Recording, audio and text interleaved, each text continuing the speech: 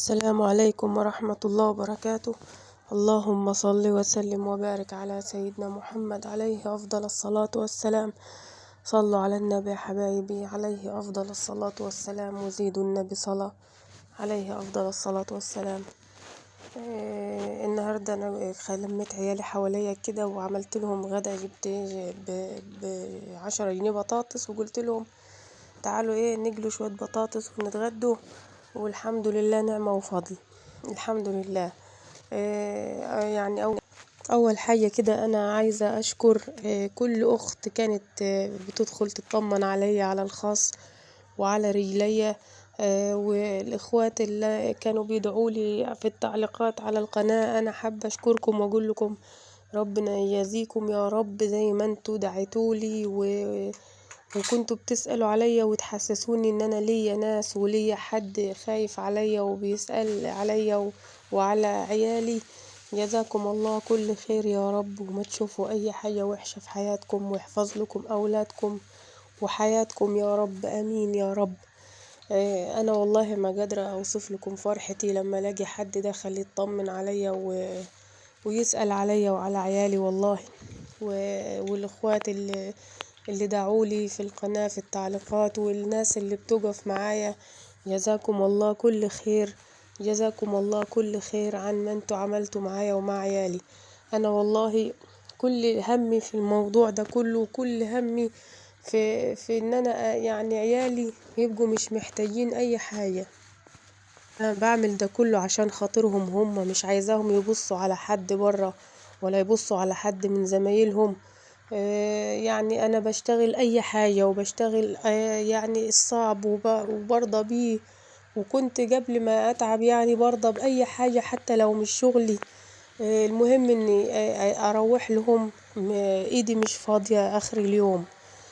اروح لهم وايدي فيها حاجة، لاني انا عارفة الاطفال بتفرح وهم يعني بيفرحوا لما يلاقوني داخلة عليهم كده وجايبة حاجات معايا من الشغل. بحس فيهم الفرحة وبيفضلوا يهللوا ويفرحوا ان انا جايبة لهم حاجات معايا. فدي بتعز عليا قوي لما يعني بيبقى نفسهم في حاجة وانا مقدرش احققها لهم او مقدرش اجيبها لهم. فيعني انا لما قعدت مع نفسي بعد الموقف اللي حصل لعيالي في موضوع العصير ده، فأنا قلت لنفسي وأخت جزاها الله كل خير من المتابعين كلمتني واقترحت عليا، قالت لي انت ممكن تعملي فشار وتبيعيه بجانب الحاجة ده. هي يعني برضو الأطفال بيحبوا الحاجة دي. هي لفتت نظري، قالت لي أو مكنة غزل البنات. انا فعلا فكرت يعني في حاجة زي دي. قلت مكنة غزل البنات ده هي برضو مكسبها حلو، والحكاية كلها يعني بتبقى يعني هي كتكاليف كتكلفة سعرها. انا سألت عليها لقيتها سعرها يعني مش في مقدرتي خالص، سعرها غالي شوية.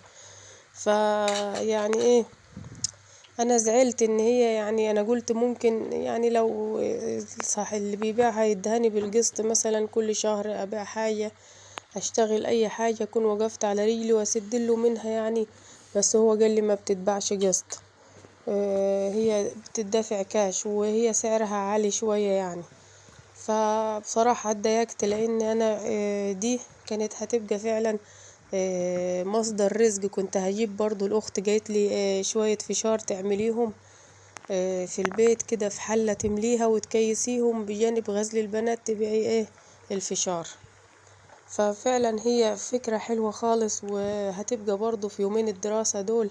كنت عايزة استغل يومين الدراسة والامتحانات اللي جايين دول الشهر ده ان ارتب اموري ويبقى لي رزق يعني في الحاجة ده. فقلت ربنا كريم ان شاء الله، قادر على كل شيء وقادر يكرمني ان شاء الله بإذن الله. فبرضو قلت بجانب العصير انا برضو مش هخلي العيال هم اللي ينزلوا لوحدهم تاني بعد اللي حصلهم، لان انا يعني ابني الكبير بقول لكم شبه دخل في حالة نفسية ان هو لا عايز يروح مدارس ولا عايز يطلع خالص من بعد اللي حصل له. فانا قلت امسك حيلي كده واعرف ايه، اقف على رجلي وهنزل معاهم واقعد معاهم وانا ابقى معاهم، بحيث ان برضو يحسوا ان في سند. ما هو ما ينفعش فعلا يعني، برضو انا كنت مش انا برضو لما طلعوا في اليوم ده كنت قلقانة وخايفة عليهم، وكنت كأني كان قلبي حاسس والله العظيم. حتى لما كنت بسألكم في الفيديو بقول لكم يعني فيها إهانة لعيالي ولا فيها ولا عادي، ولا وخدت واستشارتكم وخدت رأيكم. أنا كان برضو هم طالعين والله العظيم يعني برضو كان قلبي مقبوض، وكنت خايفة برضو يحصل حاجة معاهم، لأني أنا يعتبر على طول برا في الشارع وعارفة اللي بيحصل، وعارفة الأشكال اللي يعني بترزل على اللي بيبقى في حاله، وعارفة الحاجات دي كلها. بس قلت ايه يعني يمكن تتساتر معاهم اليوم يعدي. انا كنت مقررة والله، من يعني كنت مقررة من نفسي ان انا مش هكررها تاني لوحديهم. يعني كانت يعني فترة، بس كان تجربة اليوم ده اللي طلعوا فيه على اساس اني اشوف هيتعاملوا ازاي في الشارع، هيتعاملوا ازاي مع الناس اللي في الشارع وكده.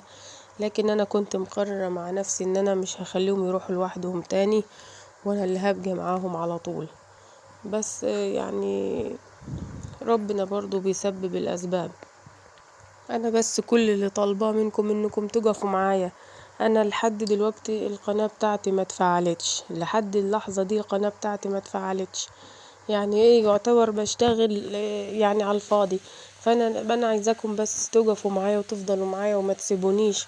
انا كان نفسي يعني كان نفسي فعلا القناة تبقى متفاعلة، عشان يعني الدعم اللي حابب يدعمني على السوبر شات، حاجة تساعدني على القبض، وحاجة تساعد معايا وتسند معايا في مصاريف عيالي. يعني انا برضو والله يعني حزينة وزعلانة ان القناة برضو مش مدخلة لي حاجة خالص. فيعني لولا ان اللي بيجيلي من عند ربنا، انا مش عارفة كنت هعمل ايه والله العظيم يعني. الحمد لله رب العالمين، برضو ربنا ما بيسيبش عبيده. وانا كل يعني ربنا اي رزق بيبعتهولي يعني اكيد اكيد عشان العيال اللي ملهاش ذنب دي.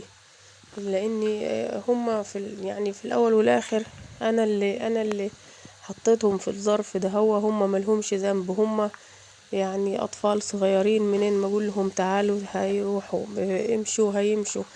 يعني لو قلت العيل ارمي نفسك في البحر هيرمي نفسه، ما فهمش هو هيرمي نفسه في البحر ليه. فدي حزة في نفسيتي قوي اني يعني انا اللي حطيتهم في الظروف الصعبة دي معايا. بس انا والله العظيم عشان خايفة عليهم. انا عارفة ان هم عايشين معايا ظرف صعب وحرمان وحاجات كتير نفسهم فيها، بس والله ده لمصلحتهم. اكيد لما هيكبروا هيعرفوا ان انا عملت ده كله لمصلحتهم. انا عايزة احافظ عليهم، مش عايزة اسيبهم مع ناس مش امينة، مش عايزة اسيبهم في الشوارع يتعرضوا للاشكال اللي بتبقى في الشوارع اللي كلنا عارفينها. آه، انا بحاوط عليهم على قد ما اقدر وبحافظ عليهم على قد ما اقدر، واللي وباجي على نفسي كتير عشان خاطرهم. يعني انا بالنسبه لي ضميري مرتاح، ايوه، ان انا خدت عيالي وحواليا، وان انا اللي متوليه امرهم وبرضو انا كنت يعني لحقتهم من وضع كانوا هيتحطوا فيه. كان هيخليهم الله اعلم هيطلعوا ايه، ولا هيبقوا مصيرهم ايه، ولا وضعهم ايه. انا يعني مش عارفة افهمها لهم دلوقتي ولا اوضح لهم انا ليه عملت معاكم كده. هم شايفين ان انا يعني عايشين معايا ظرف صعب ومحرومين من حاجات كتير نفسهم فيها. بس بكرة السنين تلف ويكبروا ويفهموا ان امهم اللي عملته معاهم ده لمصلحتهم هم، انهم يطلعوا ناس سويين في المجتمع، ناس محترمين، ناس تعمل لهم حساب، ناس تحترمهم برا في الشارع. وبكرة يدعولي لو كنت مش معاهم، ويدعولي ويترحموا عليا ان انا خليتهم في وضع كويس، طلعتهم ناس محترمين، ناس نافعين لغيرهم، مش سايباهم في الشوارع. يعني انا الناس اكيد هتفهموني، انتوا اكيد هتفهموني انا يعني اقصد ايه من كلامي ده. فبالله عليكم تقفوا معايا وتفضلوا دايما معايا كده، وعشان بس خاطر العيال دي، عشان خاطر العيال دي بس. انا مش طالبة اي حاجة غير اني اعيش عيالي عيشة كويسة، عيشة يعني مش بقول عيشة ان هم البي لهم كل احتياجاتهم، لا، العيشة اللي تخليهم ما يبصوش لغيرهم، ان هم ما يحسوش ان هم محرومين او عن غيرهم من زمايلهم او ناقصهم شيء. هو ده اللي انا بتمناه بترجاه من ربنا، بس اني عيشتي ترتاح وتبقى يعني الحمد لله مستورة، ومش حارمة مش حارمة نفسي ولا عيالي من حاجة. وإن شاء الله بإذن الله ربنا كرم وقريب، وبإذن الله مش هيسيبنا ولا هيخلينا نتحوجوا لحد. ربنا كريم وكبير قوي ولطيف بعباده. وإن شاء الله اللي جاي أحسن بإذن الله، وأشوفكم على ألف خير.